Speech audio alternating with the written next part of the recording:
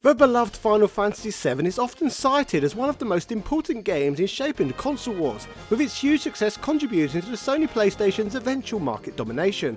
Square's jump from making Final Fantasy games for Nintendo systems to instead making them for the PlayStation rocked the gaming landscape forever.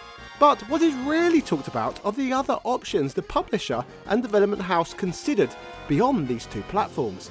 Most notably, the possibility of us getting Final Fantasy VII for the Sega Saturn. While there is not a great deal of information about the exploration of this option online, it's on record that in the May 1996 issue of Computer and Video Games, that Final Fantasy series director and producer Horinobu Sakaguchi stated that before the game made its way over to the PlayStation, that both the Sega Saturn and PC were being considered as potential homes for the game. The latter of which, if you know your gaming history, actually happened. Sadly, however, in terms of home consoles, the game remained a PlayStation exclusive, as at the time a Saturn version never materialised. Yep, you heard me, it didn't materialise. Which is definitely a clever reference to the game's magic system, and not just me doing an impression of one of the Japanese developers attempting to speak English. Ah, that's racist.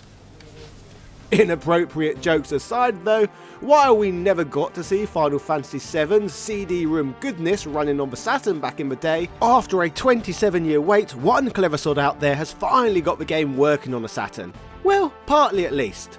What you are seeing right now is Final Fantasy VII, but for the Sega Saturn, an effort put forward by a hobbyist by the online alias of Frogball. Using a Mednafan emulator, footage the creator has uploaded of this homebrew project shows the original PlayStation version of the game's cinematic introduction running on alternative hardware, with the footage transitioning to give us a glimpse of some of the game's action. Not being the first project of this kind that the man behind this worked on, he had recently racked up experience of this sort of work by creating a Metal Gear Solid prototype for Saturn hardware.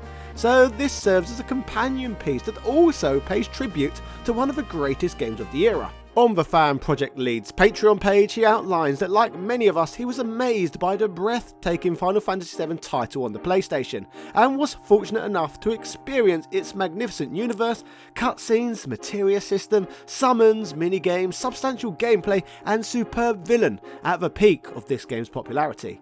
This love of the franchise inspired Frogball to create a prototype of dreams, and with the aid of guides from Trekkies Unite, he was able to encode a small portion of Final Fantasy VII for the Saturn.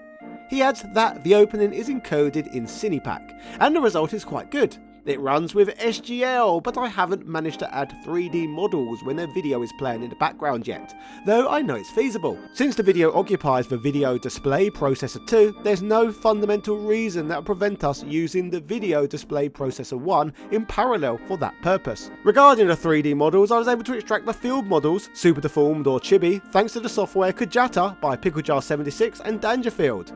The battle models thanks to Noesis, and I also used software like Maku Reactor, Chimera, and Ilee's command line tools for LGP archives.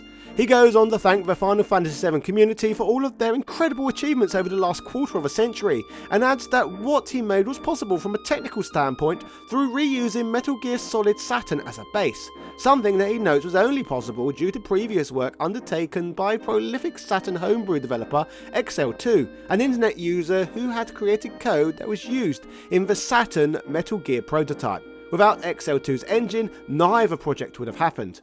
While we do not get to see anything really happen beyond Cloud Strife exiting the train and partially doing battle with two soldiers, it's still a wonderful sight to behold to see this alternative history, well, materialising. Anyway, if this was interesting to you, check out my deep dive on the fully fledged illegal version of Final Fantasy VII for the NES of all things. This one's a full game. Cheerio!